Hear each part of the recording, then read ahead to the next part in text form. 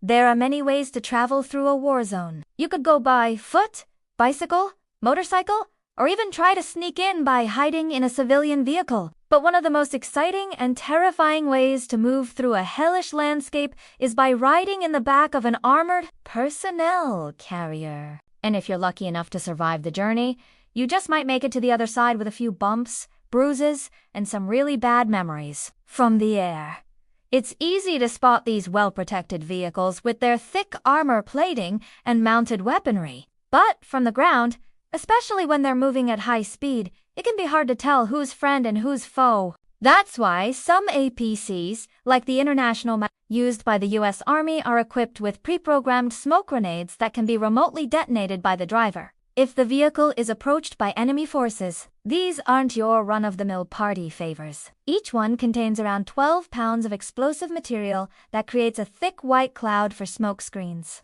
and obscures the vehicle's position from enemy fire. But what if you're not the driver and you're stuck in the back of an APC with little to no visibility? Well, then you have to put your trust in the hands of the soldier, who is in control of this massive metal box on wheels. Because, let's face it, there's nothing more terrifying than being stuck in the back of a moving APC during battle, especially when it starts taking incoming fire. It can be a bumpy ride because these vehicles are designed to traverse rough terrain while moving at high speeds. And when they take incoming fire, the shaking and jolting can be intense. But that's why soldiers in the back are encouraged to keep their upper body outside of the vehicle for better visibility, which also makes them an easier target, so it's not uncommon for them to be injured or even killed. When an APC comes under attack, the driver will try to shake off the enemy by swerving and juking, which only makes the situation worse for those in the back. The sudden movements can cause them to lose their balance and fall,